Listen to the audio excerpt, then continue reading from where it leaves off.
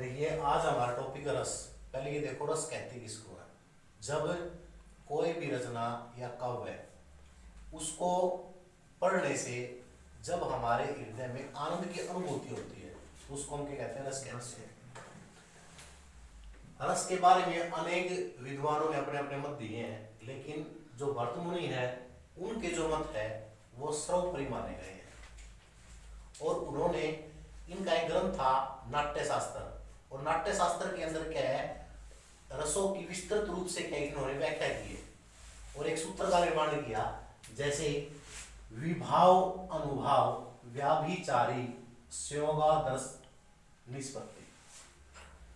देखिए विभाव अनुभाव और व्याभिचारी के संयोग से रस की उत्पत्ति होती है।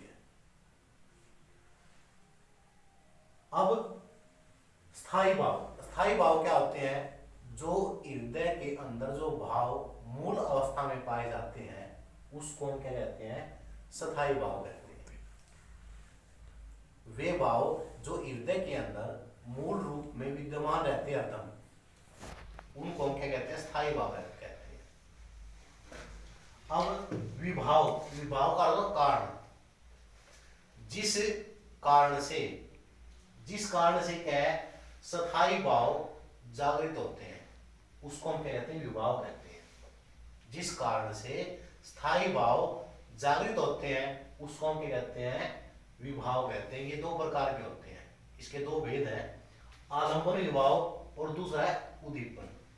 आलंबन किसी व्यक्ति या वस्तु के कारण स्थायी भाव का जागृत होना क्या कहलाएगा, आलंबन विभाव कहलाएगा। जैसे नायक और नायिका व्यक्ति हो गए दोनों, तो नायक और नायिका आपस में मिलेंगे तो क्या होगा, वो आलंबन विभाव होगा, मतलब वो जागृत हो जाएंगे, उनमें जो स्थायी भाव है वो प्रेम के वो जागृत हो जाएंगे। दूसरा उद्दीपन। उद्दीपन का अर्थ होता है जब स्थायी भाव क्या और ज्यादा तेजी से उत्पन्न हो। जब स्थायी भाव क्या है और ज्यादा तेजी से उत्पन्न हो, जैसे नायक और नायिका है और उसका नायिका का क्या है, रूप सौंदर्य देख करके क्या है वो और ज्यादा जो भाव है रति मतलब श्रृंगार के और ज्यादा उत्पन्न हो जाएंगे, तो वो क्या होगा, वो उद्दीपन होगा। इतना समझ आ गया। अब देखिए पांच दूर बताए सर्विस। अब आगे है अनुभाव। विभाव हो गया, अनुभाव। अनुभाव जो है देखिए आलंबन और उद्दीपन इनके मिलने से, ये आपस में दोनों मिल गए और इनके मिलने से जब शारीरिक क्रिया तीव्र होने लगे, बढ़ने लगे, मतलब सारी क्रिया व शरीर के अंगों के द्वारा जो प्रक्रिया होती है तो वो क्या कहलाएगा, वो अनुभाव कहलाएंगे। ठीक है। अब है व्यभिचारी या संचारी। व्यभिचारी का दूसरा नाम पूछ भी लेते हैं, व्यभिचारी का दूसरा नाम क्या है, संचारी भाव है। व्यभिचारी का क्या है, दूसरा जो भाव है वो क्या है, संचारी भाव है। और ये क्या है, संचारी मतलब साथ रहने वाले। ये जो है स्थायी भाव के क्या है, हमेशा साथ साथ चलने वाले होते हैं। और स्थायी भाव जैसे क्रोध है, क्रोध के अंदर जैसे आंख, जैसे गुस्सा क्रोध, आंख लाल होना, पसीना आना, मतलब रोना, कपकपाना, ये जो है ना 33-34 का इनकी संख्या मानी गई है। ठीक है। ये तो हो गए मतलब विभाव, अनुभाव और व्यभिचारी, ये तीन हो गए। जब इनका मिलन विभाव का, अनुभाव का और व्यभिचारी का मिलन किसके साथ, स्थायी भाव अर्थात हृदय के अंदर जो हमारे भाव है उनके साथ इनका मिलन होता है तो क्या होगा, रस की उत्पत्ति होगी। समझ गए। अब देखिए स्थायी भाव और रस, रति है, रति के अंदर क्या श्रृंगार होगा, रस ये तो क्या है, स्थायी भाव है, मतलब प्रेम। रति का मतलब प्रेम, आप लिख भी लेना चाहिए। रति का क्या है, प्रेम, कि हर आदमी के हृदय के अंदर क्या प्रेम भाव होता है। रति का क्या है, प्रेम। हर आदमी के अंदर क्या है, प्रेम जो होता है हृदय के अंदर तत्व होते हैं, स्थायी भाव होता है, प्रेम होता है। चाहे वो माँ बाप के प्रति हो, चाहे स्त्री के प्रति हो, किसी के प्रति हो, तो प्रेम जो भाव है वो होता है। श्रृंगार इसका रस हो गया। अब संयोग श्रृंगार और वियोग। श्रृंगार रस के क्या दो भेद माने गए हैं, संयोग श्रृंगार रस और वियोग श्रृंगार रस। संयोग श्रृंगार रस क्या होगा, जब पति पत्नी या नायक नायिका एक साथ रहते हैं, एक साथ रहने पर जो उनके आपस में भाव उत्पन्न होते हैं वो क्या होगा, संयोग श्रृंगार रस होगा। दूसरा है वियोग श्रृंगार। वियोग या विप्लव, पति पत्नी या नायक नायिका एक दूसरे से अलग रहते हैं और अलग रहने पर जो साथ बिताए गए जो पल हैं उनको याद करके एक दूसरे को याद करते हैं और विरह वेदना बढ़ जाती है, तो उसको क्या कहेंगे, वियोग या विप्लव श्रृंगार कहेंगे। ठीक है, ये तो क्या इसके रति प्रेम अर्थात श्रृंगार के क्या दो भेद माने गए, ये पहला हो गया है। दूसरा है हास, हास्य।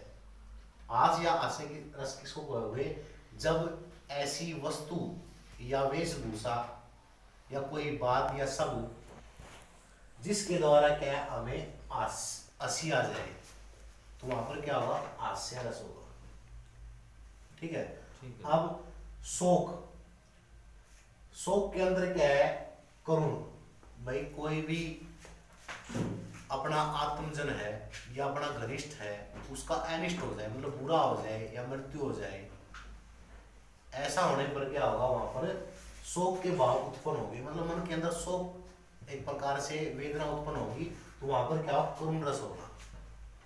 ठीक है, जैसे कोई भी है अभी हुई उसके मुकुट जो है मस्तक पर बंधा था और उसके पीड़े इस तरीके क्या है, पीड़े हाथ हो गए, तो इस प्रकार से क्या है वो शोक में पति की मृत्यु के कारण क्या वो शोक में व्याकुल होगी, तो वहां पर क्या होगा, करुण रस होगा। ठीक है, अब है फोर्थ उत्साह। भाई उत्साह में क्या है, वीर रस होगा। उत्साह कैसे, जैसे कोई भी युद्ध की बात है, ऐसी पराक्रम की बात है जिससे क्या मन के अंदर उत्साह छाने लगे, तो वहां पर क्या होगा, वीर रस होगा। जैसे खूब लड़ी मर्दानी हो तो झांसी वाली रानी थी, तो इस प्रकार से जैसे कोई भी उत्साह से संबंधित जो बात है सुने या देखे, तो वहां पर क्या होगा, वीर रस होगा। ठीक है, अब है क्रोध। क्रोध, क्रोध कब आता है, जब कोई भी ऐसे शब्द आपको कहे या कोई ऐसी आपको हलचल दिखे, भाई कोई भी जैसे आपके मन में क्रोध है या तो कोई बात कहे, कटु शब्द कहे, जिससे कि क्या है, हमारे क्रोध का जो भाव उत्पन्न होगा, क्रोध का भाव उत्पन्न होगा तो क्या होगा, मन के अंदर मतलब शरीर के अंदर क्या है, आंख लाल हो जाएंगी, गुस्सा का भाव होगा। ठीक है, तो ये विभाव और अनुभाव है, उनकी होगी उत्पत्ति, और क्रोध के भाव आदमी में होते हैं। ऐसे कांड उत्पन्न होंगे, विभाव अनुभाव उत्पन्न होगा, तो क्या है, तभी क्या होगा, ये क्रोध जो भी है, रौद्र का जो है वो रस की उत्पत्ति होगी। ठीक है, अब है भय। भय का आपको पता है भी कोई भी ऐसा सौपन है या ऐसी वस्तु है जिसको देख करके क्या है, मन के अंदर भय का भाव जो उत्पन्न होंगे, तो वहां पर क्या होगा, भयानक रस होता है। अब है जुगुप्सा। जुगुप्सा का होता है घृणा। भाई ऐसी वस्तु देख करके, कोई भी दृश्य देख करके, शमशान है वहां पर क्या, कोई जैसे मुर्दे को फाड़ रहा है, उसकी चीर फाड़ कर रहा है, अस्पताल के अंदर हम देखते हैं, तो उससे जो है भाई हमारा विभाव है, अनुभाव है, वो मुर्दे को फाड़ रहा है, अलग कर रहा है, तो कांड बन गया, उसका विभाव हो गया, तो उससे क्या है, जो उत्पन्न हो गया, तो जुगुप्सा मतलब विभत्स जो है वो रस हो जाएगा। ठीक है, अब निर्वेद। निर्वेद का अर्थ होता है भाई यहाँ पर जब संसार की वस्तु है, विषय वासना है, जब संसार की वस्तुओं से मतलब मन दूर हो जाए, तो वहां पर क्या हो, शांत रस होगा।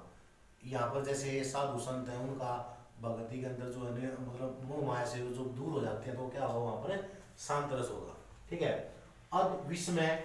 विस्मय मतलब हैरानी, अद्भुत। ठाडा शेर चरावे गाय, मतलब कबीर की वे है ये, एक अचंबा हमने देखा कर डूमा कबीर, एक थम धरणी धरे, तीन थम आकाश। तो ये इस प्रकार से मतलब अद्भुत जो है विश्व, मतलब हमें हैरानी हो, तो वहां पर क्या होगा, अद्भुत रस होगा। तो ये तो क्या है, नौ जो है वो तो क्या श्रव मानना है, विद्वानों के द्वारा क्या है, ये रस इनकी संख्या 9 मानी गई है। लेकिन एक जो है वात्सल्य रस भी माना गया है, वात्सल्य रस और भक्ति रस। लेकिन वात्सल्य रस और जो भक्ति रस है वो क्या है, रति, रति के ही मतलब क्या है, ये इसके वो प्रेम, मतलब रति का अर्थ क्या है, प्रेम, ये इसके तत्व माने गए हैं। जैसे प्रेम, भाई वात्सल्य रस किसको कहोगे आप, वात्सल्य जो रस है इंपॉर्टेंट, जैसे किसको कहोगे, जब माँ बाप का अपने बच्चे के प्रति जो प्रेम भाव है या बच्चे का अपने माँ बाप के प्रति प्रेम भाव है तो वहां पर क्या होगा, वात्सल्य रस होगा। तो प्रेम की बात होगी तो क्या इसमें रति की इसके अंतर्गत माना गया है, ठीक है। अब दूसरा है भक्ति। भक्ति रस क्या होगा भाई, ईश्वर के प्रति क्या है, प्रेम भाव है, पर ईश्वर के प्रति जो है अनुराग है, प्रेम है, तो वो भी क्या इसका वो आ गया। तो इस कारण से 9 रसों को मान्यता दी है और वो वैसे इसी के माने गए रति के, ठीक है। ठीक है। ये जो है रस का टॉपिक जो हमारा पूरा हुआ है।